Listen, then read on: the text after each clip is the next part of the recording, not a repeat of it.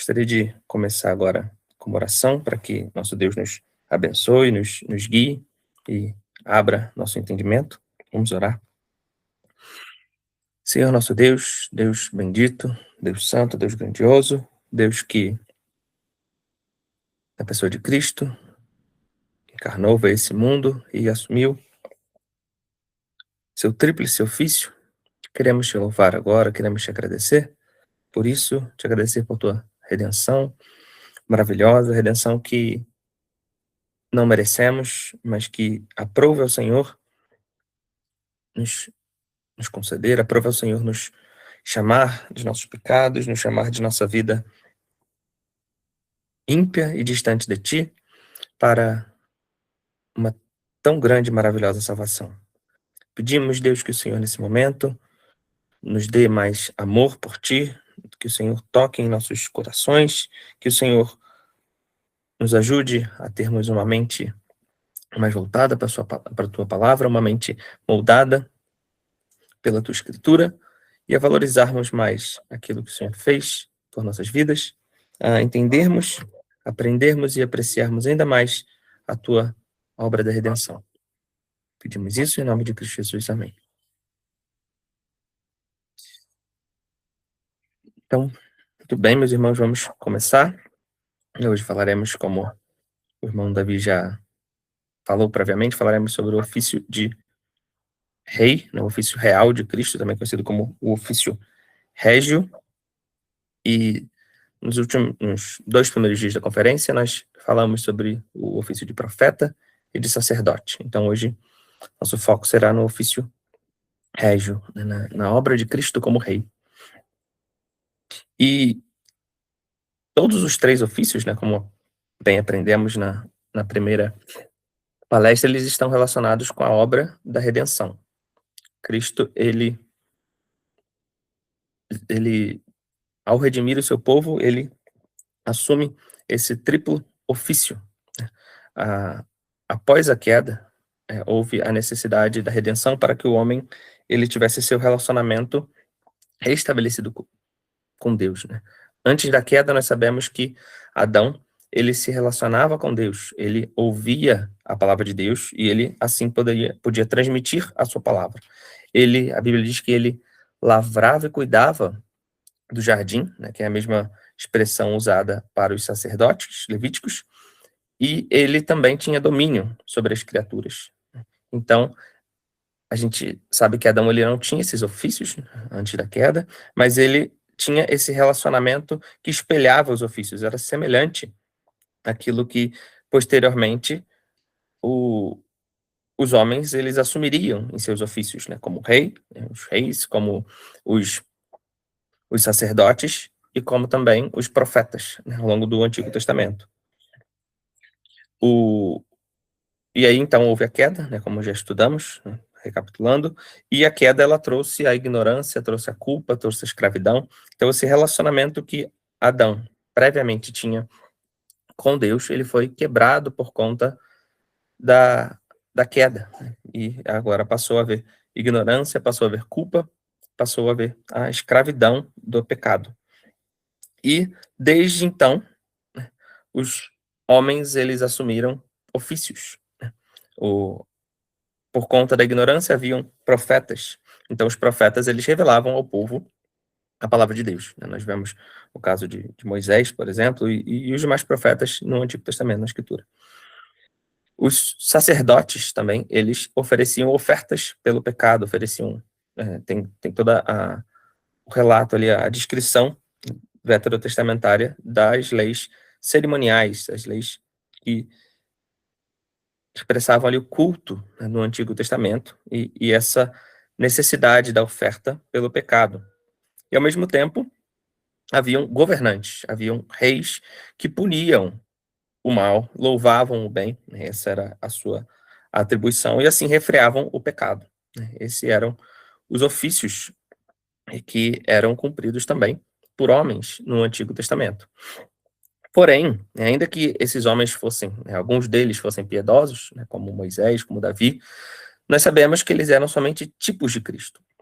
Eles apontavam para a realidade que se cumpre somente em Cristo, como profeta, sacerdote e rei, como temos visto ao longo desses dias. Nenhum homem, senão o próprio Cristo, ele poderia revelar o Pai, porque ele é um com o Pai. Então, ele é o perfeito profeta, ele é aquele que consegue, aquele que pode revelar ao Pai verdadeiramente.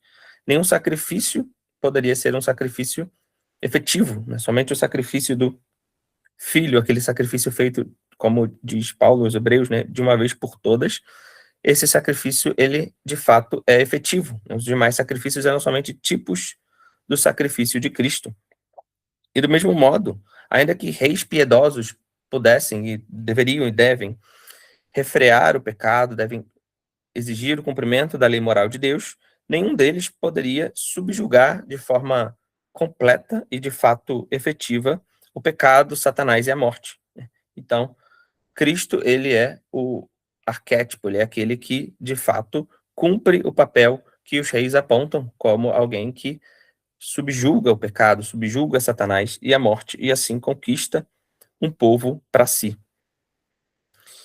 Então, baseado nisso, né, entendendo isso, essa breve introdução, que já foi muito bem tratada na primeira palestra, creio que é importante a gente voltar para a pergunta 42, né, sobre o mediador, né, por que o mediador é chamado Cristo? E ela nos diz, na pergunta do nosso catecismo maior, nos diz o seguinte: o nosso mediador foi chamado Cristo, porque foi acima de toda medida ungido com o Espírito Santo, e assim separado e plenamente revestido com toda autoridade e poder para exercer as funções de profeta, sacerdote e rei na sua igreja, tanto no estado da sua humilhação como no estado da sua exaltação. Então, essa é uma pergunta importante que tem sido a base de nossas palestras, a base de nossa conferência, e trata justamente do papel de Cristo, né, as suas funções como o mediador dessa aliança, do pacto da graça. E essa, essa obra da redenção é importante que nós mencionarmos aqui, porque desfaz, né, algumas confusões que as pessoas têm acerca do ofício real de Cristo. Essa obra da redenção, ela tem dois estados, né? Ela se dá em dois estados, o de humilhação e o de exaltação. E por que isso é importante, né, a gente reafirmar hoje, a gente meditar hoje? Porque muitas vezes há uma confusão com relação ao estado real de Cristo, como se ele pertencesse somente ao seu momento de exaltação, como se Cristo, ele somente exercesse esse ofício em seu estado de exaltação.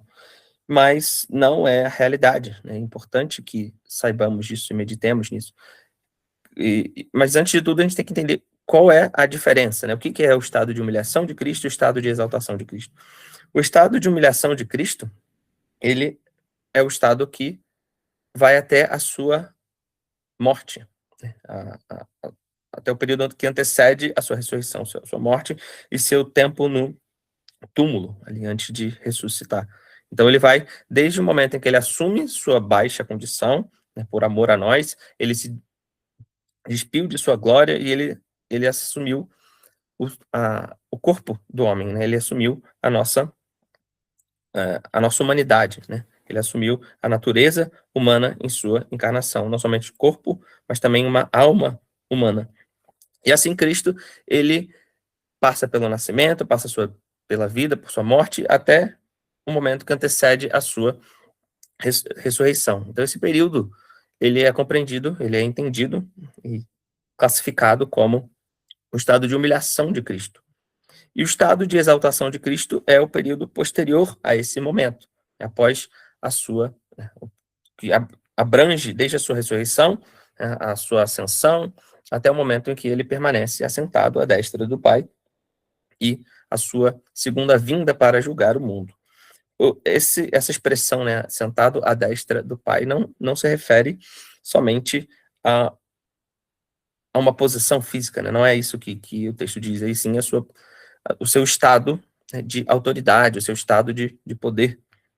e não se refere à sua natureza humana de fato sentada, né, mas sim a todo esse momento, todo esse estado de domínio de Cristo, de autoridade de Cristo, governo de Cristo que ele exerce como Deus homem, né, em seu estado ali em sua função de mediador, em seu ofício tríplice. Então, a gente sabendo, né, conhecendo o estado de humilhação e de exaltação de Cristo, é importante a gente reforçar que Cristo ele cumpre o seu papel de rei também em seu estado de humilhação, não somente de exaltação. A gente reconhece facilmente e é bem falado, né, que Cristo ele, como sacerdote, ele se ofereceu, né, ele satisfez, né, com seu estado de humilhação e depois ele intercede, como o irmão Davi explicou muito bem ontem, no céu, né? Esse é o seu momento de exaltação. Como profeta também fica claro, ele aqui nesse mundo revelando a vontade do Pai, ali entre os judeus, ele depois em seu estado de exaltação, ele sendo a luz dos gentios, o mestre do mundo, né? Mas como rei, Cristo também, ele cumpre o seu papel de mediador como em seu momento de humilhação, não somente em exaltação. E como em seu estado de humilhação, Cristo, ele cumpre esse papel adquirindo um povo para si. Ele cumpre esse papel na cruz, né? Adquirindo um povo para si, comprando um povo para si. E ele, depois, né, em seu estado de exaltação, ele sobe, ele assunta aos céus e senta em seu trono e assume as rédeas do governo à destra do Pai. Esse é o estado de exaltação de Cristo, em que ele governa, em que ele tem domínio sobre um domínio universal sobre o mundo, né, que a gente vai dividir assim, somente a nível de estudo, mas é um domínio que Cristo exerce sobre todas as coisas, não somente como Deus, mas também como Deus e homem, como mediador. Então, né, tendo feito essa breve introdução, vamos para a divisão que faremos esse estudo. Eu vou tratar primeiro sobre uma introdução, algumas definições, para que a gente entenda o que é o reino de Cristo como mediador, qual é a necessidade desse reino de Cristo, por que ele deveria reinar não somente o seu reino como Deus, né, não somente o seu governo eterno, mas também como mediador, com a necessidade desse reino mediatorial, esse reino medianeiro, né, de Cristo. A gente vai depois dividir esse reino, vamos estudar o domínio de Cristo sobre a igreja visível, o domínio de Cristo sobre a igreja invisível, o domínio de Cristo sobre as nações como um todo. Vamos retirar algumas doutrinas e aplicações, de forma bem breve, porque elas já serão tratadas ao longo da palestra, elas só vão ser definidas e aplicadas no final. E, por fim, né, apresentaremos uma conclusão para fecharmos não somente essa palestra, mas a conferência como um todo, se Deus permitir. Então, em primeiro lugar, vamos ver essas definições importantes, né? E como eu falei, uma das dificuldades do tema é justamente definir, né? Não que seja algo que não se encontra na teologia, muito pelo contrário, é algo encontrado e também bem definido ao longo da história, mas é um tema, né, como até o irmão comentou aqui, é um tema muito ignorado, um tema pouco falado, né? O foco geralmente são nos outros dois ofícios, né, de Cristo como profeta, Cristo como sacerdote, mas esse também é um dos ofícios de Cristo como tal, compreende sua obra essencial, sua obra da redenção. E uma das confusões que as pessoas fazem é justamente confundir esse governo de Cristo como mediador com sua autoridade, majestade e governo eternos, como Deus. Quando, na verdade, Cristo ele tem um reino duplo. O reino de Cristo é duplo. O reino de Cristo ele abrange esses dois momentos. Ele é um reino, um governo natural ou essencial, mas também um governo mediador, um governo medianeiro, né? Também encontrado em algumas obras, e também chamado de econômico. É o governo que Cristo exerce como mediador, como Deus-homem. E qual é a diferença desses dois governos? O governo natural, ele se aplica a Cristo, ele é exercido por Cristo como Filho eterno de Deus, como com glória e majestade iguais ao Pai, ao Espírito Santo, como Deus Trino, ele reina, ele governa sobre todas as criaturas igualmente. Ele diz respeito ao seu decreto da providência, e ele é a sua santa vontade sendo cumprida, acontecendo, tendo sido decretada desde o início do mundo. É Cristo como o Logos, como a palavra eterna de Deus ali, exercendo o seu domínio como Deus. E esse governo é natural, porque ele é um governo que lhe pertence por natureza, ele é próprio de Deus. Deus, ele não tem como ser Deus, ele não seria Deus por definição, se não tivesse esse governo. Aqueles que negam que o governo é executado por Deus dessa forma, tudo o que acontece é como Deus decreta e governa. Aqueles que negam isso, eles negam a própria essência de Deus, o próprio ser de Deus, que é soberano, né, em si mesmo, ele deve ser, faz parte da definição do próprio Deus. Mas, como já falamos, né, acerca da queda, né, houve a queda, foi decretada por Deus, e, portanto, como Deus desejava em sua vontade soberana e santa salvar, ele cumpre essa salvação por meio de sua obra como mediador, e essa obra envolve um outro governo. Não somente agora como Deus, mas Cristo, ele governa em seu governo econômico, em seu governo medianeiro. Esse governo de Cristo, ele o exerce como mediador. Segundo o seu decreto da eleição, ele governa também universalmente, só que de maneira especial sobre sua igreja, como Deus homem. Ele exerce esse governo como Deus homem, como mediador. E esse governo econômico, ele possui esse nome justamente porque ele pertence à instituição soberana de Deus que constitui a Cristo como rei sobre a igreja. Ele não é um governo natural, né, da pessoa divina, ele é um governo que ele recai sobre Cristo como mediador. E nós necessitamos dessas duas formas de governo. Deus, ele é soberano, ele deve governar, senão há o caos. E, como aprendemos, o próprio Deus, ele, em sua natureza, é necessário que ele governe, mas também é necessário para nós que haja esse reino econômico de Cristo. Por quê? Da mesma forma que é necessário que ele seja, que haja um profeta e que esse profeta seja Cristo, seja Deus, homem, há também necessidade do sumo sacerdote, da mesma forma há necessidade que ele tenha esse ofício de rei, porque como profeta, Cristo, ele anuncia a sua salvação. Como sacerdote, ele adquire essa salvação. E como rei, ele aplica e conserva a salvação que ele anunciou e adquiriu. Então, há necessidade, há importância do reino de Cristo. Se ele não reinasse como mediador, nós não teríamos as garantias de que essa salvação, que essa redenção chegaria e seria mantida para aqueles que são povo de Cristo, aqueles que foram comprados e também que foram salvos, né, em que essa salvação foi a quem essa salvação foi anunciada e também por quem foi recebida, que somos aqueles que são seus filhos.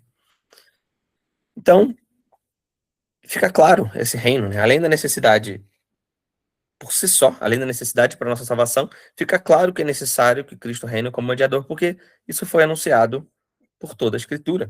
A Escritura, ela o tempo todo anunciava, proclamava e predizia, né, profetizava acerca do reino de Cristo, acerca do papel de Cristo como rei, sendo Deus homem, como rei mediador. E esse um dos textos, né, em que fica mais claro, esse papel de Cristo sendo anunciado, foi dito e afirmado pelo próprio Cristo e aplicado a ele mesmo, que é o Salmo 110, que já vimos também nesses últimos 2 dias. Esse salmo diz o seguinte: disse o Senhor, versos 1 e 3, disse o Senhor ao meu Senhor, assenta-te à minha mão direita, até que ponha os teus inimigos por escabelo dos teus pés. O Senhor enviará o cetro da tua fortaleza desde Sião, dizendo: domina no meio dos teus inimigos. O teu povo será muito voluntário no dia do teu poder. Os ornamentos de santidade, desde a madre da alva, tu tens o orvalho da tua mocidade.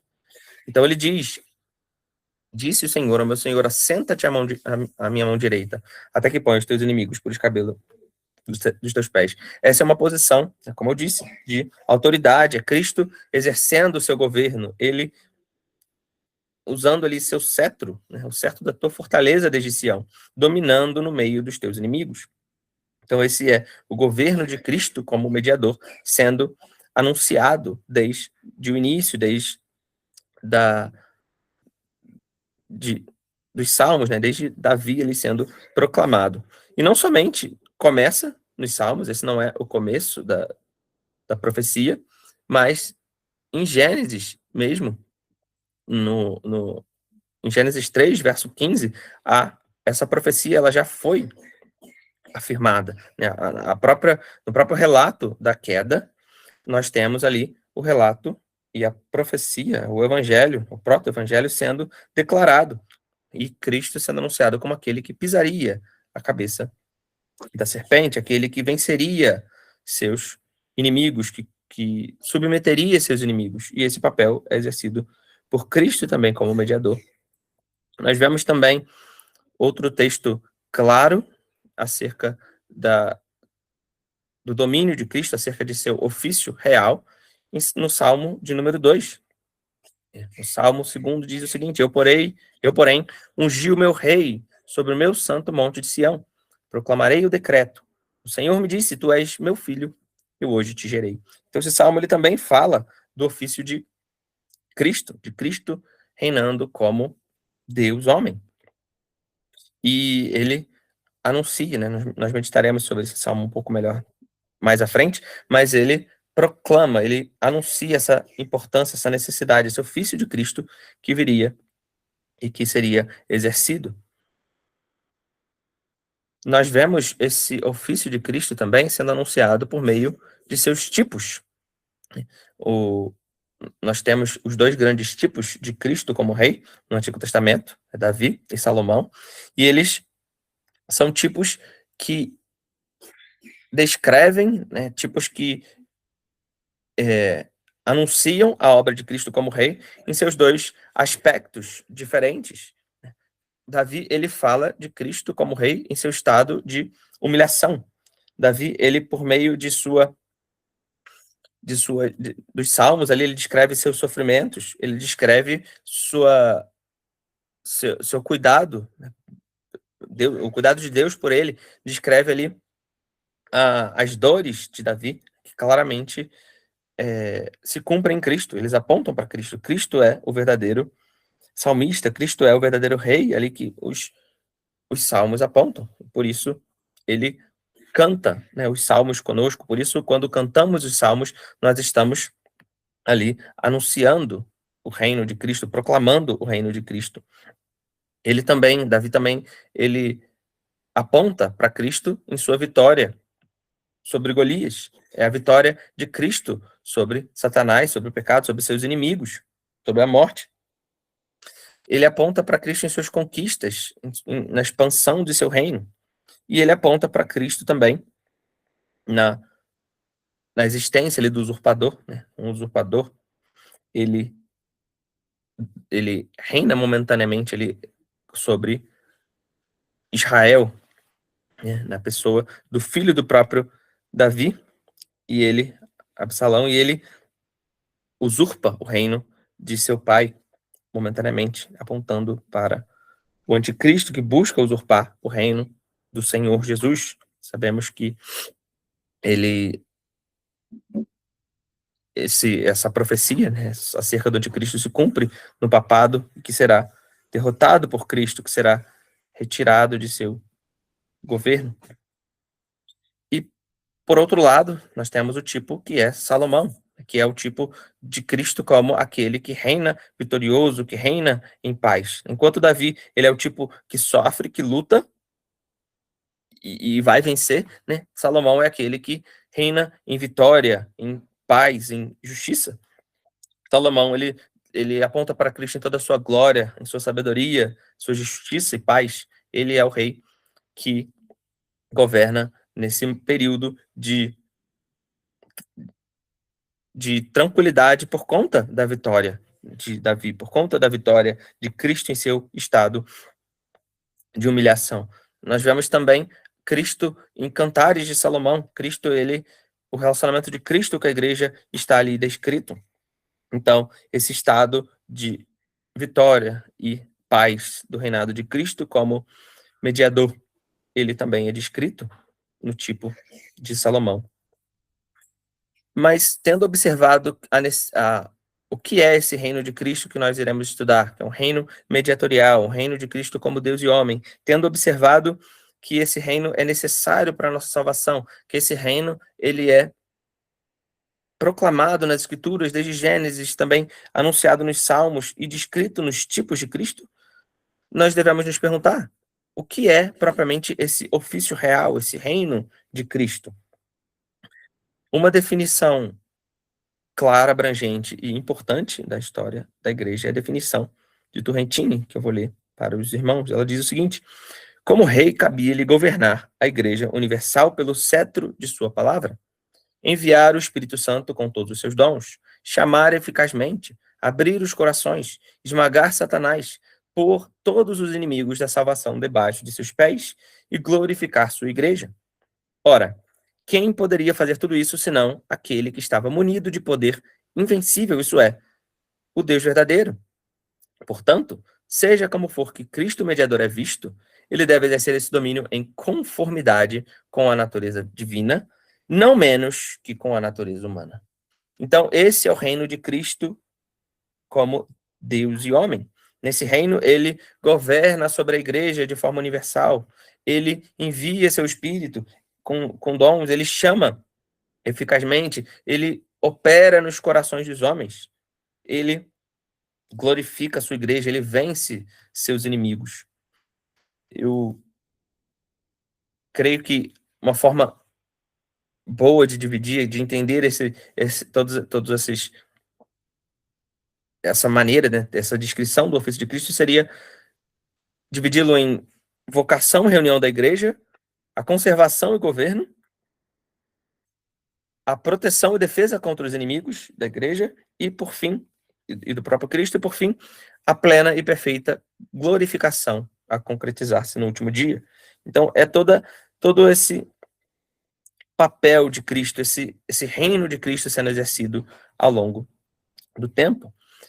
Mas eu não poderia deixar de mencionar o nosso documento de fé, nosso catecismo maior, que descreve de forma muito profunda também esse reino de Cristo, esse ofício de Cristo como rei. Diz nosso catecismo maior na pergunta 45, como exerce Cristo as funções de rei? E a resposta: Cristo exerce as funções de rei, chamando do mundo um povo para si, dando-lhe oficiais, leis e disciplinas para visivelmente o governar, dando a graça salvadora aos seus eleitos, recompensando a sua obediência e corrigindo-os por causa dos seus pecados, preservando-os e sustentando-os em todas as tentações e sofrimentos, restringindo e vencendo todos os seus inimigos e poderosamente dirigindo todas as coisas para a sua própria glória e para o bem do seu povo, e também castigando os que conhecem a Deus, os que não conhecem a Deus e nem obedecem ao Evangelho. Então, essa pergunta ela é meio grande, mas ela tem a resposta é meio grande, mas ela tem uma divisão bem clara, né? Cristo, ele exerce esse papel de rei de três formas, né? Podemos dividir esse papel em três formas distintas, que é o domínio de Cristo sobre a igreja visível. Então, ele exerce esse domínio chamando do mundo um povo para si, dando-lhe oficiais, leis e disciplinas para visivelmente o governar. Então vai ser a primeira parte. É Cristo exercendo o seu domínio sobre a igreja visível. Uma segunda parte seria Cristo exercendo o domínio sobre a igreja invisível. Então ele exerce esse domínio dando a graça salvadora a seus eleitos, recompensando a sua obediência e corrigindo-os por causa de seus pecados, preservando-os por causa, não, desculpa, preservando-os e sustentando-os em todas as tentações e sofrimentos. Então, dessa forma, Cristo ele exerce seu governo, seu domínio mediatorial sobre a igreja invisível. E por fim, nós vemos o domínio de Cristo sobre as nações, e ele exerce esse domínio restringindo e vencendo todos os seus inimigos, e poderosamente dirigindo todas as coisas para a sua própria glória e para o bem do seu povo, e também castigando os que não conhecem a Deus, nem obedecem ao Evangelho. Então são as três maneiras que Cristo exerce seu domínio mediatorial. E a gente vai prosseguir daqui para frente, observando, estudando cada um desses três aspectos, para entendermos melhor o que as Escrituras declaram acerca do reino de Cristo e o que o nosso catecismo ele retira das Escrituras e nos explica de forma clara aqui sobre esse domínio, sobre esse governo de Cristo, sobre a igreja visível, sobre a igreja invisível e sobre as nações. Então, começando o domínio de Cristo sobre a igreja invisível, ele fala de Cristo chamando do mundo um povo para si, dando-lhe oficiais, leis e disciplinas para visivelmente o governar. Então, para entender esse domínio de Cristo sobre a igreja visível, primeiro precisamos entender o que é a igreja visível. Hoje, essa expressão, igreja visível, é mal compreendida, como muitas outras, né? E cumpre-nos entender, definir corretamente os termos para entender a doutrina. Igreja visível, ela não se refere a congregações locais somente. Esse nem é o... Todas as vezes que nós encontramos esse termo nas escrituras, esse nem era o foco. Né? O foco não eram igrejas locais somente. Ao usar o termo igreja visível, usar o termo igreja na escritura, muitas vezes esse termo se aplicava assim à igreja invisível, mas outras, quando ela se aplicava à igreja visível, ela se referia a outra coisa, não a igrejas locais, né? Não a congregações locais somente. E é justamente com essa ideia, né, com essa ênfase na igreja visível como sendo igrejas locais, congregações locais, que os independentes e também aqueles que desprezam a confessionalidade e a história da igreja, eles caem em sua eclesiologia distante das escrituras, distante de nossos documentos. E qual é a definição correta, então, como nós devemos entender igreja visível? Nós podemos recorrer novamente aos nossos documentos de fé. A igreja visível, que é católica ou universal, sob o evangelho, não mais confinada a uma nação, como sob a lei, consiste em todos aqueles que por todo mundo professam a verdadeira religião, juntamente com seus filhos, e são reino do Senhor Jesus Cristo, a família e casa de Deus, no qual fora dela não há possibilidade ordinária de salvação. Então, a igreja visível é a igreja universal. É a igreja que, sob o evangelho, ela está em todas as nações, está universalmente no mundo, e ela consiste daqueles que professam a verdadeira religião. Diferente da igreja invisível, que é aqueles que são de fato eleitos, a igreja visível, ela se constitui daqueles que professam a verdadeira religião, juntamente com seus filhos. Então, ela constitui esses que estão debaixo do reino do Senhor Jesus Cristo de maneira especial. Como eu disse, o reino medianeiro de Cristo ele se dá de forma especial na proteção, no cuidado de seu povo. Então, essa é a igreja visível. E Cristo, ele, então, ele tem esse governo sobre sua igreja visível, chamando-a, né, chamando um povo para si. Ele separa a sua igreja do mundo. E isso não acontece somente a partir do Novo Testamento. A gente deve entender os ofícios de Cristo, eles têm sim um lugar na história, eles acontecem em determinado momento, mas os seus benefícios, eles perpassam toda a história, desde o Antigo Testamento. No Antigo Testamento, como aliancistas, como aqueles que entendem essa doutrina importante da Escritura, nós devemos reconhecer que no Antigo Testamento a salvação, ela também dependia da obra da redenção de Cristo. Cristo, em seu tríplice ofício, ele redimia, ele salvava o seu povo desde o início, de que o pacto da graça foi estabelecido e passou a vigorar. Então, isso foi bem do início, logo após a queda. Então, nós temos que reconhecer que a igreja, ela não somente foi instituída no Novo Testamento. Sob o, o, o estado anterior da igreja, ela era uma igreja mais localizada, ela se concentrava mais ali nas 12 tribos, mais ali nos descendentes de sangue, né, da carne de Abraão. Mas em Cristo, né, após a sua morte, após a sua ressurreição, ali o evangelho ele se espalha para os gentios, nós somos recebidos. Então, isso fica muito evidente, por exemplo, em Gálatas, capítulo 3, versículos 13 e 14. A escritura nos diz o seguinte: o apóstolo Paulo diz aos Gálatas, capítulo 3, versículo 13 e 14: Cristo nos resgatou da maldição da lei, fazendo-se maldição por nós, porque está escrito: maldito todo aquele que for pendurado no madeiro, para que a bênção de Abraão chegasse aos gentios por Jesus Cristo, e para que pela fé nós recebamos a promessa do Espírito. Então, Cristo, ele chama do mundo um povo para si, ele separa um povo.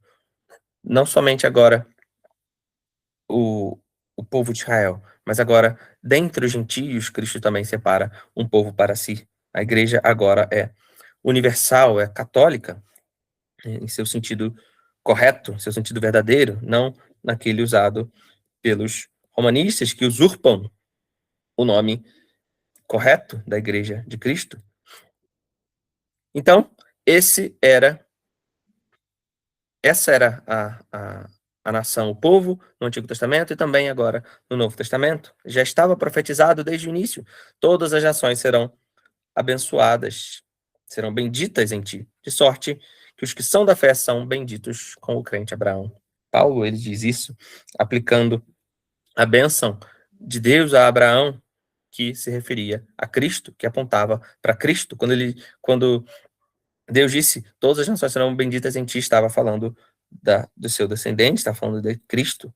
Quando os gentios, eles então passam a fazer parte do povo de Cristo. Sendo assim, essa entrada, esse chamado que nós vemos aqui na nossa pergunta. Então,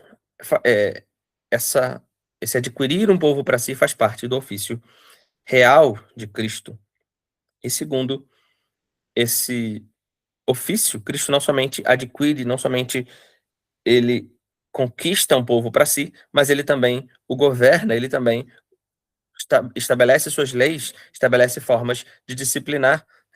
Não adianta, até mesmo se olharmos sob a ótica desse mundo, um rei conquistar um povo, um rei ele ter uma nação, mas não a governar, não a estabelecer leis, não indicar oficiais, não indicar métodos e formas de disciplinar aqueles que desejam ir contra as suas leis. Então, o domínio de Cristo sobre a igreja visível, ele não somente acontece por meio de sua conquista, de sua reunião de um povo para ele, mas também acontece por meio dos oficiais, das leis e das disciplinas pelos quais Cristo governa a sua igreja visível. E, portanto, as leis desse rei, as leis de Cristo, devem ser cumpridas. E suas leis, né, morais, elas se encontram resumidas nos 10 mandamentos. Mas não somente as leis morais de Cristo estão aqui nesse, nesse resumo, estão aqui nesse governo de Cristo. Eles também falam de sua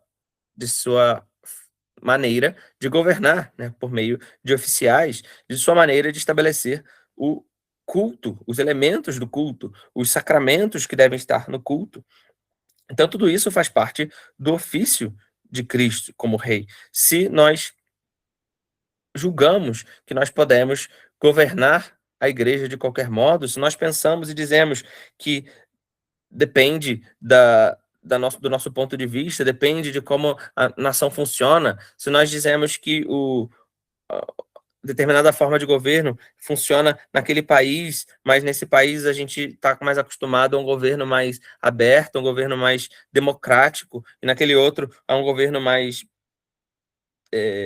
centrado num único homem, a gente está colocando nossas próprias preferências, nossas próprias leis e querendo governar no lugar de Cristo, querendo nos colocar em seu trono, quando é prerrogativa do rei, é prerrogativa daquele que reuniu um povo, daquele que adquiriu um povo para si, que ele estabeleça como esse povo deve ser governado, que ele estabeleça as leis que devem regular esse povo e que ele coloque seus oficiais e suas maneiras de disciplina. E, portanto, cabe-nos obedecê-lo, cabe-nos saber qual é essa forma de governo, qual é essa direção, esse diretório de culto, como a Escritura ordena esse culto. Não é de qualquer modo, não é do jeito que acharmos melhor, não é aquilo que não fere as Escrituras. É como o rei, como aquele que conquistou, como aquele que adquiriu um povo para si, ordenou. Essa é a maneira que devemos seguir, essa é a maneira que a igreja deve ser governada, e essa é a maneira que o culto a Deus deve ser realizado. É bem interessante, fica bem claro, é bem belo a maneira que nossa forma de governo presbiteriana começa, né, em seu prefácio, a descrição do governo de Cristo sobre a igreja, da maneira que a igreja deve ser governada. E o prefácio diz assim: Jesus Cristo, sobre cujos ombros está o governo, cujo nome é maravilhoso, conselheiro, Deus forte, Pai da eternidade, príncipe da paz, cujo governo e paz não terão fim, que se assenta no trono de Davi e no seu reino, para o estabelecer e o firmar com juízo e justiça, desde agora e para sempre, tendo-lhe sido dada toda a autoridade no céu e na terra, pelo Pai, que o ressuscitou dentre os mortos e o fez assentar à sua direita, muito acima de todo principado e poder, e potestade, e domínio, e de todo nome que se nomeia, não só nesse século, mas também no vindouro. E sujeitou todas as coisas debaixo de seus pés, e sobre todas as coisas o constituiu cabeça para a igreja, que é o seu corpo, a plenitude daquele que cumpre tudo em todos, tendo subido muito acima de todos os céus para cumprir todas as coisas, recebeu dons para a sua igreja e conferiu as autoridades necessárias para a edificação da sua igreja e para o aperfeiçoamento dos seus santos. Então, em nenhum momento é dito que essa forma de governo, ela é aquilo que homens se ajuntaram e acharam melhor. Em nenhum momento é dito que é algo que depende de nossa escolha, depende de nossa vontade. Nós devemos retirar das Escrituras, nós devemos entender como as Escrituras ordenam, como Cristo, por meio de sua palavra, ordena que sua igreja deve ser governada, que como ele ordena, quais leis ele ordena que sejam cumpridas, como ele ordena a disciplina, como ele ordena o seu culto. Então, portanto, nós vimos, né, como Cristo ele exerce seu governo sobre a igreja visível ao adquirir um povo e ao governar esse povo, ao estabelecer as leis, governar e disciplinar aqueles que falham em cumprir essa lei. E sendo então necessário que cumpramos, que reconheçamos o domínio de Cristo sobre a igreja, e inclusive nessas áreas que ele exerce seu domínio. Quando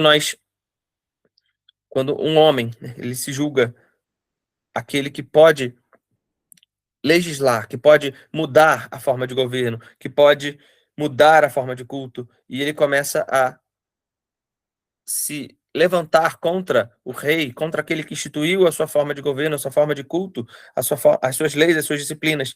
Esse homem, ele está se comportando não como Cristo.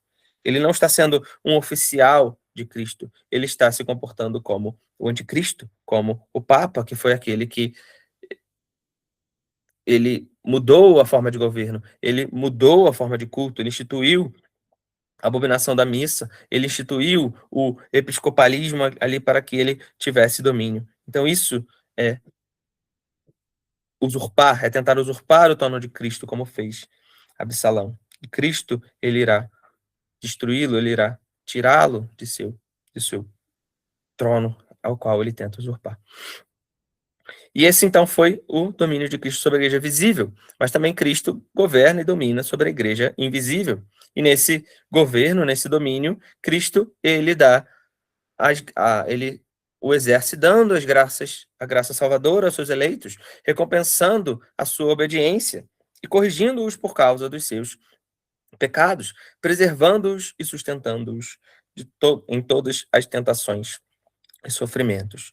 Cristo, ele é um rei tão glorioso, é um rei tão grandioso, tão sábio, tão infinitamente belo, tanto como rei, como mediador, de tal forma que ele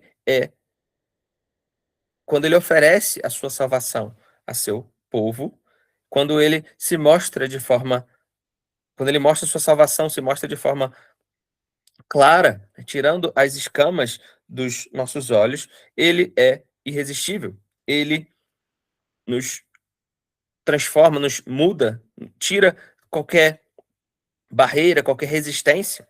Então, Cristo como dominador, como aquele que exerce seu reino sobre a igreja invisível, ele fornece essa graça salvadora aos seus eleitos. Ele não oferece de tal forma que ele possibilita que sejamos salvos dependendo de nossa própria escolha, como dizem os arminianos, que dizem que Cristo ele somente oferece uma graça preveniente, ele somente oferece a possibilidade. Não, Cristo, ele de fato salva, ele de fato transforma, ele de fato chama, ele de fato constitui o seu povo. Ele de fato, agora, no sentido da igreja invisível, que são aqueles que são eleitos, ele de fato aplica essa graça aos seus eleitos e assim os chama eficazmente. Cristo, ele também, ele não somente os chama, ele não somente nos transforma e nos faz ter fé, arrependimento e assim receber de seu Santo Espírito, do perdão dos pecados e dos demais dons e graças, mas ele também nos sustenta, ele nos mantém em sua poderosa mão, ele como rei todo-poderoso, como rei que tem todo o domínio e controle, ele nos sustenta e nos impede de cairmos. Ele nos guia pela sua mão. É impiedade dizer que Cristo pode salvar alguém, pode oferecer a essa pessoa e adquirir essa pessoa, esse povo, e depois os perder. Cristo, ele, ao reunir para si eficazmente um povo, né, transformando, fazendo com que ele adentre a igreja invisível, ele o mantém em sua poderosa mão e sustenta. Nós vemos isso em João 10, versículos 25 a 29. Lerei para os irmãos. Respondeu-lhe Jesus: já vos tenho dito, e não o credes. As obras que eu faço em nome de meu Pai, essas testificam de mim. Mas vós não credes, porque não sois das minhas ovelhas. Como já vos tenho dito. As minhas ovelhas ouvem a minha voz, e eu as conheço, e elas me seguem. E dou-lhes a vida eterna, e nunca hão de perecer. E ninguém as arrebatará da minha mão. Por quê? Da minha mão. Meu Pai, que mais deu, é maior do que todos, e ninguém pode arrebatá-las da mão de meu Pai. Então, por que que existem aqueles que entram na igreja visível e depois saem da igreja visível? Aqueles que permanecem um tempo próximo daqueles que são de fato, cristãos, mas se demonstram hipócritas. E Cristo responde: vós não credes porque não sois das minhas ovelhas. Então, somente aqueles que de fato creem salvificamente, somente aqueles que de fato se arrependem de seus pecados e de fato, eles têm essa graça aplicada em seus corações, aqueles que são transformados em sua mente, aqueles que passam a crer de forma salvífica em Cristo, somente esses são as ovelhas de Cristo. E sobre essas, Cristo diz: as minhas ovelhas ouvem minha voz, eu conheço e elas me seguem. Eu dou-lhes a vida eterna e nunca hão de perecer. Ninguém as arrebatará da minha mão. Cristo, ele é todo poderoso. Ele tem em sua mão, todas as suas ovelhas de tal forma que elas jamais irão perecer, elas jamais irão se afastar dele. Ele jamais perde nenhuma de suas ovelhas, porque ele tem todo o poder. E ele assim afirmou, de tal forma que podemos confiar que ele cumprirá a sua promessa. Então, esse é o ofício de Cristo sobre a sua igreja invisível. Mas se Cristo ele governa sobre a sua igreja invisível como rei, como nós podemos negar-lhe obediência? Se Cristo ele nos conquistou, se ele adquiriu um povo para si, se ele nos chamou eficazmente, se ele irá nos preservar até o fim, como poderíamos negar-lhe a nossa obediência? Como poderíamos dizer que nós temos essas graças se somos escravo do pecado? Se nós somos transformados por Cristo, se nós fomos comprados por Cristo, não temos como ser mais escravos do pecado. Nós temos um outro Senhor. O domínio mediatorial de Cristo, o domínio de Cristo sobre a sua igreja invisível exige que aqueles que são comprados e conquistados e pertencem a ele, sejam santos, sejam santificados também por ele. Portanto, esse seu governo exige que lhe prestemos obediência, exige que, como cristãos, nos submetamos ao Rei dos Reis, nos submetamos àquele que governa sobre a igreja visível, daquele que governa sobre a igreja invisível, e aquele que governa sobre todo o universo, sobre todas as nações. Ele deve receber nossa obediência, porque do contrário, caso caiamos, ele e se formos de fato seus filhos, ele nos irá disciplinar e nos irá trazer de volta. Essa obediência necessária, essa santificação, ela não pressupõe que sejamos impecáveis, ela pressupõe que nós sejamos íntegros, que nós sejamos sinceros e o amemos e nos submetamos voluntariamente a ele. Mas Cristo também governa sobre as nações, ele domina sobre as nações, não somente sobre a igreja, mas também sobre as nações como um todo. E ele faz isso restringindo e vencendo todos os seus inimigos e poderosamente dirigindo todas as coisas para a sua própria glória e para o bem de seu povo. E também castigando os que não conhecem a Deus, nem obedecem ao Evangelho. Então, até mesmo o domínio de Cristo sobre as nações é para a sua própria glória e para o bem do seu povo. Por isso que eu falei que o domínio mediatorial de Cristo, ele é especialmente relacionado com a igreja. Ele é a maneira de Cristo governar todas as coisas universalmente, mas focado na sua própria glória e para o bem do seu povo. E essa parte do reino de Cristo, essa parte do domínio de Cristo, ela é bem ampla também, como todas as outras. Então a gente acaba tendo que focar, escolher aquilo que iremos tratar. Mas uma das partes mais atacadas do reino de Cristo é justamente o seu domínio sobre as nações. Muitos irão dizer que Cristo, ele até pode governar sobre a minha vida, ele até pode dizer aquilo que eu devo fazer. Cristo, ele até pode dizer aquilo que pode ter na igreja, como a igreja deve ser organizada, como a igreja deve ser, como o culto deve ser praticado, mas muitos negam o senhorio de Cristo sobre as nações. Eles irão dizer que isso é antiquado demais, que isso soa muito com o Deus do Antigo Testamento, ou com o tempo da reforma somente. Hoje em dia, tudo isso passou, nós não temos mais essa necessidade de um governo cristão. Eles irão dizer que hoje nós devemos defender o Estado laico. Eles irão dizer que hoje nós devemos abraçar todas as religiões, que nós devemos andar e caminhar juntos e aceitar qualquer tipo de blasfêmia e qualquer tipo de culto em todo e qualquer lugar. Mas não é isso que a palavra de Deus nos ensina. Não é isso que o reino mediatorial de Cristo exige de nós quando ele governa sobre as nações. O reino de Cristo sobre as nações exige que as nações se submetam, que as nações reconheçam o seu senhorio, que os reis se curvem a Cristo e que a lei de Cristo passe a ser a base para o governo das nações. Cristo é rei por direito, Cristo ele comprou os gentios de tal forma que nós devemos prestar-lhe obediência, assim como o seu povo no Antigo Testamento deveria essa obediência a ele. E isso é descrita de forma muito clara no Salmo de número 2, e por isso nós iremos meditar brevemente nesse salmo. Esse salmo, ele começa da seguinte forma: por que se amotinam os gentios e os povos imaginam coisas vãs? Os reis da terra se levantam e os governos consultam juntamente contra o Senhor e contra o seu ungido, dizendo: rompamos as suas ataduras e sacudamos de nós as suas cordas. Então aqui esse salmo ele começa com o estado dos reis. Os reis, eles se levantam contra Cristo, eles se amotinam contra Cristo, e a gente vê isso de forma muito clara acontecendo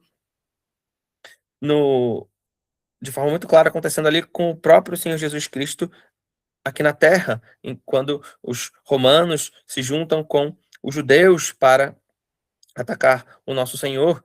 E não somente aconteceu com o nosso Senhor, porque assim como fizeram com o Senhor, também farão com os discípulos, que não são maiores do que seu Senhor. A igreja, ela constantemente é perseguida, constantemente é atacada pelos governantes dessa terra. Se Satanás ele incita os homens não convertidos contra a Cristo e contra o seu povo, ele o faz de forma ainda mais intensa e de forma mais ativa e influente com os reis desse mundo. Os reis, eles governam muitas vezes contra Cristo, contra o Filho de Deus, contra o ungido do Senhor.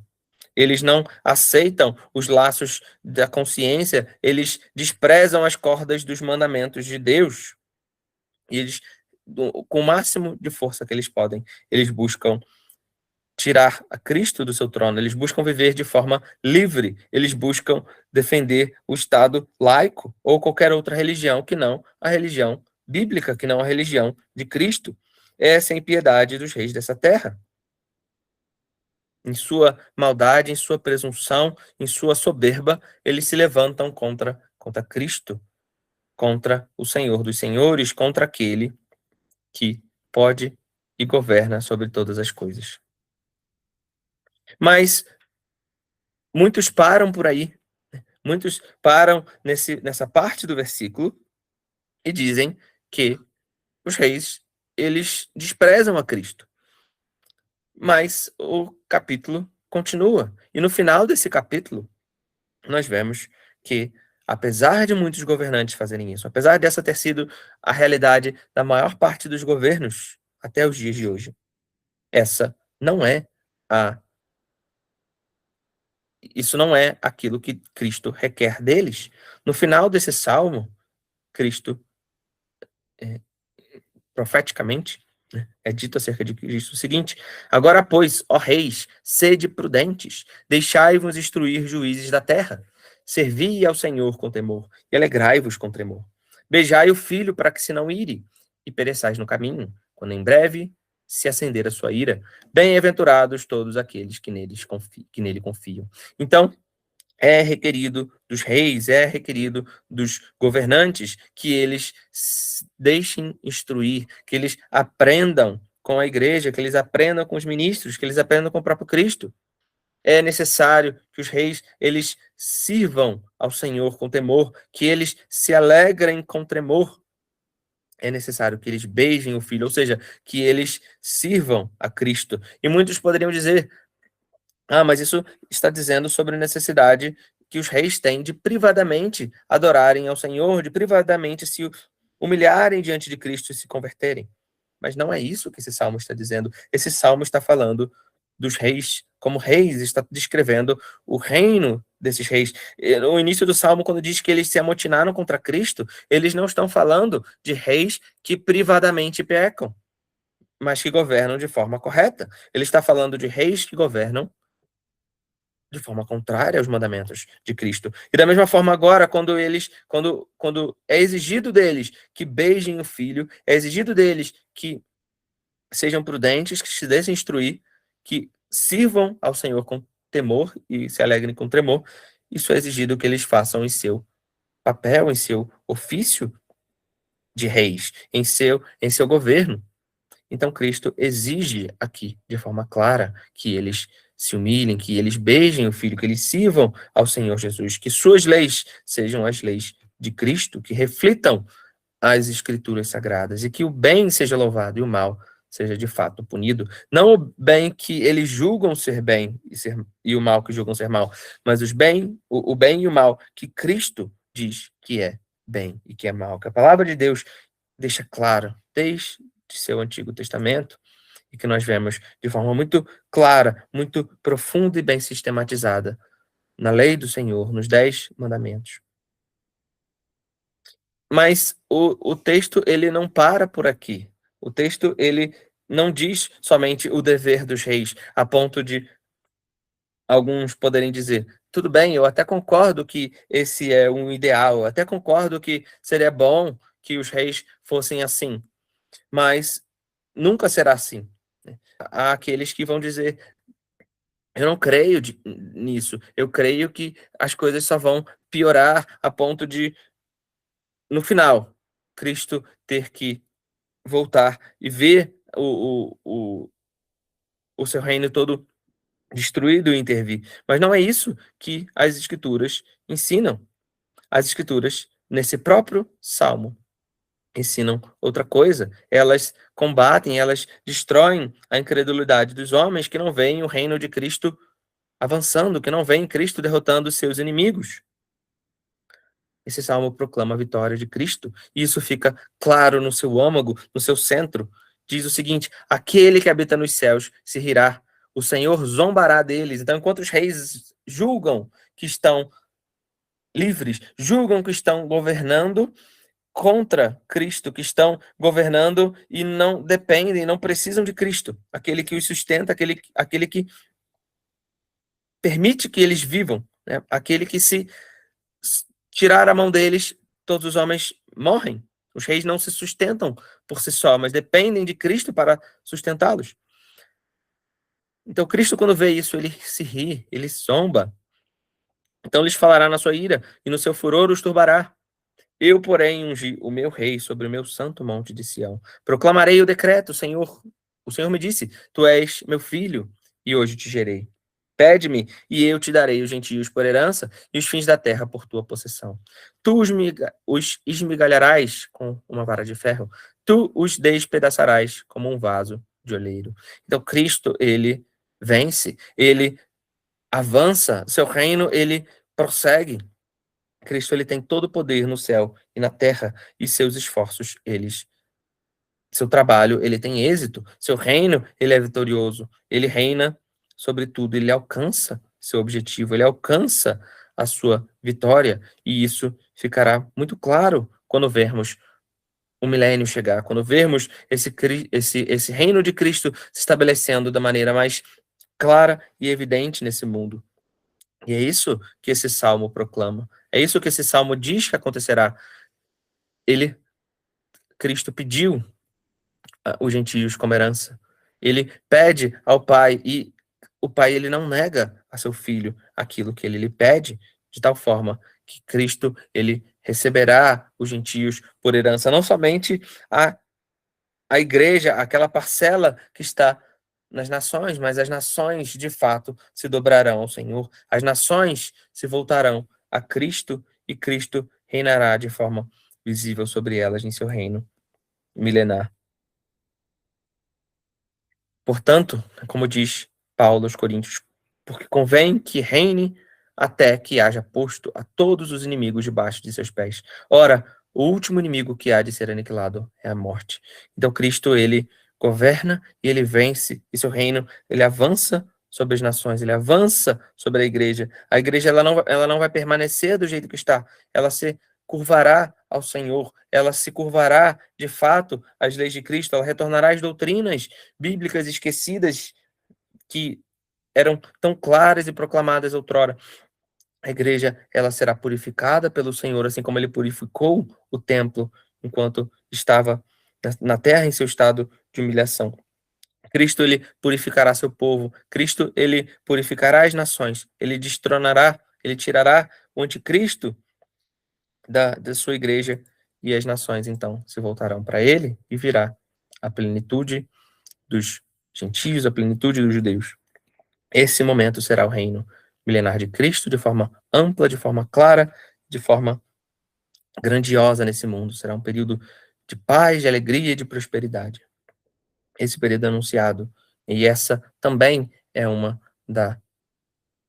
das aplicações, é uma das partes, uma das necessárias, um dos necessários entendimentos, né, e doutrina retirada do reino mediatorial de Cristo, o reino que tem sucesso não somente sobre Satanás, a morte e o pecado, mas também sobre aqueles que se levantam contra ele nesse mundo. Portanto, nós vimos os três aspectos, né? Nós vimos o governo de Cristo sobre a igreja visível, sobre a igreja invisível e sobre as nações. E agora nós focaremos nas doutrinas e aplicações que nós tiramos desse reino de Cristo, desse ofício de Cristo como rei. Eu separei para ficar didático, né, para facilitar o entendimento e que os irmãos até mesmo se lembrem depois, eu separei duas doutrinas para cada um dos aspectos do domínio de Cristo que nós vimos, e para cada dessas doutrinas nós tiraremos uma aplicação. Então, vamos primeiro ver o domínio de Cristo sobre a igreja visível. Que doutrina nós podemos tirar sobre o domínio de Cristo sobre a igreja visível? Nós podemos tirar que contra aquilo que diz os independentes, contra aquilo que dizem os episcopais, a Escritura afirma e nós afirmamos com ela duas doutrinas: a importância da unidade da igreja e da forma de governo e diretório de culto.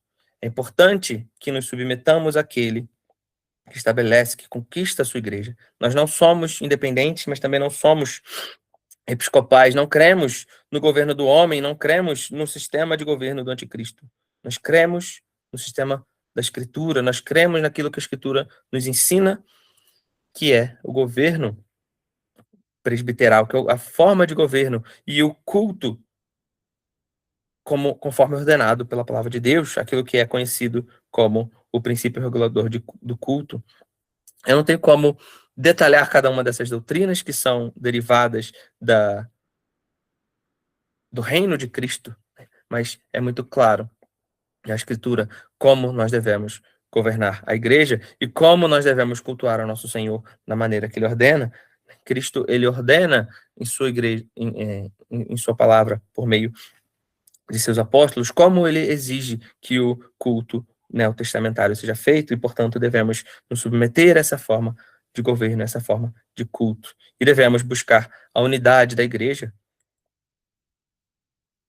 Porque se a igreja é de Cristo, se Cristo ele governa sobre a igreja, se ele tem uma noiva, nós não podemos dividi-la, nós não podemos multiplicá-la, né? Cristo, ele governa como cabeça sobre o seu corpo. Nós não devemos buscar que cada parte desse corpo seja mutilado e esteja em um canto. Nós devemos buscar uma igreja única. Mas isso não significa que nós devemos nos juntar e nos unir independente dos erros, independente das cismas. Aqueles que defendem falsas doutrinas, aqueles que defendem heresias e blasfemam contra Cristo, esses são aqueles que trazem a divisão. Esses são aqueles que dividem o corpo de Cristo, portanto, estão distantes do Senhor. E como aplicação, nós devemos valorizar nossos documentos de fé. Nós devemos valorizar a confessionalidade. A confessionalidade é aquela barreira que Cristo coloca, é aquela barreira que Ele nos deu graciosamente para a igreja, para que não hajam divisões, para que não se multipliquem as denominações como nos dias de hoje. A quantidade exorbitante de denominações e de pessoas criando suas igrejas com doutrinas de sua própria cabeça. Ela acontece porque se abandonou a confessionalidade do passado, se abandonou os nossos documentos de fé. Portanto, nós devemos valorizá-los, nós devemos voltar àqueles documentos de fé que Deus deu à sua igreja em seu período de maior pureza, em seu período de maior conhecimento teológico. Nós devemos voltar aos documentos de Westminster que nos ajudam, que nos trazem clareza sobre as doutrinas bíblicas, as doutrinas que Deus nos ensinou em sua palavra. Como doutrinas retiradas do domínio de Cristo sobre sua igreja visível, nós podemos afirmar e aprender, primeiramente, contra aquilo que os arminianos defendem nos dias de hoje. Nós afirmamos que Cristo, ele chama de maneira eficaz, que Cristo, ele preserva a sua igreja até o fim. Cristo, ele não somente compra um povo para si, mas ele preserva esse povo até o fim. Romanos 8:30 diz: e aos que predestinou a estes também chamou, e aos que chamou a estes também justificou, e aos que justificou a estes também glorificou. Cristo, ele predestina, ele chama, justifica e ele glorifica. Ele começa a obra e ele é fiel para cumprir. Ele não para sua obra no meio do caminho, ele não começa uma torre e não prossegue até finalizá-la. Ele constrói a sua obra, ele constrói a sua igreja desde o início até o fim, e ele a mantém bem estabelecida, ele mantém esse templo até o seu retorno. Ele é glorioso, ele é belíssimo a ponto de não podermos resisti-lo quando ele se mostra a nós, e ele é poderoso, e ele é aquele que sustenta a sua igreja a ponto de não podermos escapar dele, não podermos cair de forma completa e plena de sua graça. Ele nos preservará e nos manterá fiéis a ele. E em segundo lugar, né, acerca dessa doutrina, né, acerca desse domínio de Cristo sobre a igreja invisível, contra aqueles antinomianos de hoje que declaram que nós podemos fazer o que quiser, ou que a lei agora é diferente, e a lei agora vivemos sobre a lei de Cristo e não sobre a lei de Deus no Antigo Testamento. Contra esses, nós afirmamos que Cristo, como rei, ele ordena suas leis, as leis de seu reino, e essas leis devem ser cumpridas pelo povo de Deus. Nós não somos somente comprados, não somos somente justificados e podemos agora viver escravos de nossos pecados, viver cumprindo a nossa própria vontade, viver de qualquer modo. Nós somos comprados e libertos para vivermos de forma livre e livremente obedecermos a nosso Senhor, livremente nos submetermos ao nosso Rei. Nós fomos comprados para vivermos para Cristo. Da mesma maneira que nós morremos com Cristo para o pecado, nós agora ressuscitamos e vivemos com Cristo. E vivemos a vida de Cristo, seguimos os passos de Cristo e abraçamos a lei de Cristo, a lei do Senhor, revelada desde o início da Escritura, revelada de forma bem clara nos 10 mandamentos, que Cristo não anula, mas reforça, não ordena que o descumpramos. Muito pelo contrário, ele traz a interpretação correta do que a lei de Deus afirma, né? Ele retira toda aquela escória, todos aqueles mandamentos falsos e humanos adicionados pelos fariseus. Portanto, que valorizemos, meus irmãos, a lei de Deus, que decoremos seus mandamentos, que meditemos nos seus mandamentos e que buscamos com todas as nossas forças cumprir a lei moral de nosso Senhor e Rei. Se ele é nosso Rei, nós devemos obedecê-lo. Se ele é nosso Rei, se ele nos salvou, nós devemos, com gratidão a seu chamado eficaz, com gratidão à perseverança com a qual ele nos mantém santos e livres da queda e da apostasia, nós devemos prestar toda a nossa obediência a ele. Do domínio de Cristo sobre a igreja visível, nós podemos... Desculpa, do domínio de Cristo sobre as nações, agora, nós podemos tirar também duas doutrinas. E a primeira doutrina que nós podemos tirar é contra o ateísmo governamental de hoje, contra aqueles que defendem o Estado laico.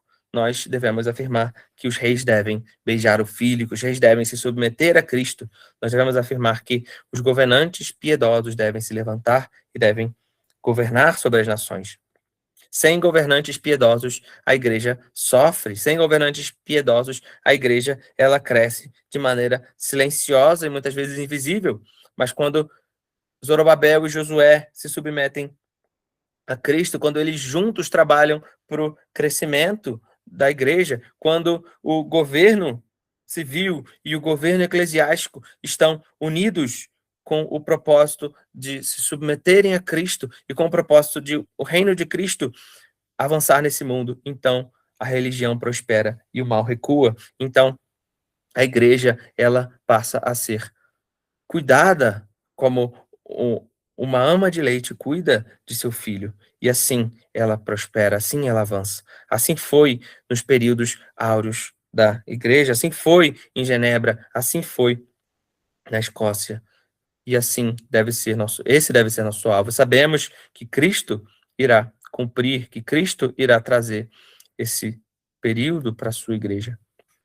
Portanto, que não nos associemos àqueles que levantam bandeiras de cristãos, mas governam como ímpios, que não nos associemos àqueles que dizem que são pró-evangélicos, aqueles que dizem que são pró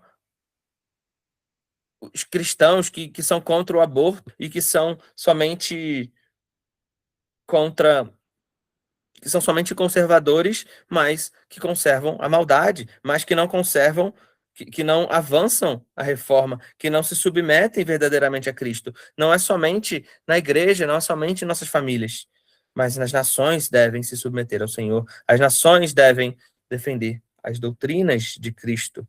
E, portanto, nós só devemos apoiar aqueles que verdadeiramente se submetem à causa de Cristo, aqueles que verdadeiramente governarão em prol do verdadeiro rei, aqueles que se submeterão ao Rei dos Reis, a tal ponto que, ao obedecermos, ao nos submetermos, ao apoiarmos, estaremos apoiando ao Rei dos Reis, estaremos apoiando ao próprio Cristo, representado por esses governantes.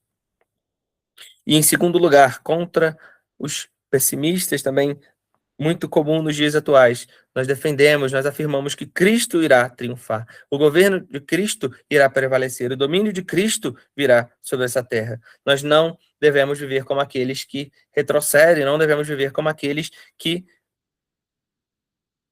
como se a igreja estivesse somente recuando e se afastando. Cristo diz em sua palavra, tanto no Antigo Testamento quanto no Novo Testamento, que a igreja avança. E os portais do inferno, as portas de Satanás não prevalecerão contra a igreja. A igreja conquista, a igreja ela avança nesse mundo. E, portanto, nós devemos proclamar a vitória de Cristo. Nós devemos anunciar que o reino de Cristo virá. Nós não somos aqueles que perdem, porque nosso Senhor, ele venceu sobre a morte, sobre Satanás, sobre o pecado e sobre os reinos desse mundo. Tudo é dele, tudo é de Cristo. Dessa forma que, sabendo que o governo é de Cristo, sabendo que o governo das nações pertence a Cristo, que também não tentemos usar métodos humanos para trazer o avanço de Cristo, que não tentemos fazer o mal para que venha o bem, mas que aguardemos em Cristo e, por meio das armas espirituais, que busquemos o avanço do reino do Senhor, que por meio da multiplicação da igreja, que por meio dos filhos que Deus ordena que tenhamos, que por meio de nosso trabalho honesto, por meio da pregação do evangelho por parte dos ministros, por meio da presença em igrejas fiéis que mantém a forma de governo correta, que mantém o culto correto, que de fato não se associam com os governos desse mundo, que dessa forma nós aguardemos em oração pelo reino de Cristo em sua plenitude e avançando sobre o mundo, que não busquemos nos associar com o rei da Síria, ou com o rei da Síria, ou com o Egito, porque isso desde o Antigo Testamento, só trouxe derrota para o povo de Deus. Essas associações ímpias não trazem o reino de Cristo, muito pelo contrário, elas contaminam a igreja e elas trazem a política para dentro da igreja, no sentido partidário e contra o nosso Senhor. E para concluir, meus irmãos, eu gostaria agora de fazer uma conclusão, não somente sobre o ofício real de Cristo, mas eu gostaria de concluir essa conferência, se me for permitido, meditando sobre a cruz de Cristo, meditando sobre como, em seu momento de maior humilhação, seu momento de maior sofrimento, como Cristo alcançou a vitória para nós. Gostaria de meditar com os irmãos como, em seu momento de dor, Cristo, ele nos libertou, ele trouxe a libertação do sofrimento eterno para a sua igreja. Gostaria de meditar com os irmãos que na cruz, naquele momento, reis e sacerdotes se uniram contra Cristo, romanos e judeus, gentios e judeus se levantaram contra o nosso mediador, mas Cristo prevaleceu contra todos eles. Na cruz, nós vemos que os homens eles buscaram atacar os ofícios de Cristo. Nós vemos na cruz que os homens, como diz o evangelista, eles se levantaram e eles, então, cuspiam no rosto de Cristo e davam punhadas em Cristo e diziam: profetiza-nos, Cristo, quem é que te bateu? Então, eles estavam ali zombando do seu profético de Cristo. Eles estavam atacando Cristo como profeta. Na cruz, eles disseram para Cristo: tu que destróis o templo e em 3 dias o reedificas, salva-te a ti mesmo. Se és filho de Deus, desce da cruz. Eles estavam atacando o ofício sacerdotal de Cristo, como se Cristo não fosse, de fato, aquele que é o templo, aquele que proclamou e que estabeleceu a sua igreja. Eles também zombaram do ofício real de Cristo, ao dizer: salvou os outros e a si mesmo não pode salvar. Se é o rei de Israel, desça agora da cruz e creremos nele. Então eles atacaram o ofício real de Cristo, eles estavam zombando de Cristo como rei. A própria placa que havia em cima da cruz de Cristo, ela anunciava a sua acusação. Esse é Jesus, o rei dos judeus. Então eles zombavam do reino de Cristo, zombavam de Cristo como o rei mediatorial de seu povo. Mas justamente nesse período, nesse momento em que os homens estavam zombando de Cristo, Cristo estava conquistando sua vitória, Cristo estava conquistando um povo para si, Cristo estava cumprindo as profecias. Justamente as profecias que eles estavam pedindo para Cristo realizar, para que Cristo profetizasse quem o estava esbofeteando, Cristo estava cumprindo as profecias do Antigo Testamento. Cristo ele estava ali sofrendo como sumo sacerdote, ele estava ali oferecendo sacrifício, sofrendo como cordeiro pascal e oferecendo como sumo sacerdote esse sacrifício por nossos pecados. Cristo estava na cruz vencendo os inimigos dele e de seu povo. E ele estava, então, em sua plenitude, exercendo o seu papel de rei. Então, que toda glória, toda honra sejam dadas a Cristo como Redentor, a Cristo como em seu tríplice ofício, que vejamos, contemplemos a sabedoria e a beleza dessa doutrina, que contemplemos a grandiosidade dessa doutrina, que ela não seja somente para nós uma forma de organizar a teologia sistemática, mas que ela seja o maravilhoso pilar da doutrina da redenção, que ela seja aquilo que enche nossos olhos, aquilo que meditemos e aquilo que nos faça amar ainda mais nosso Senhor e Salvador, que cumpriu seu ofício de profeta, sacerdote e rei para que pudéssemos ser salvos, para que fôssemos salvos por ele e libertos dos nossos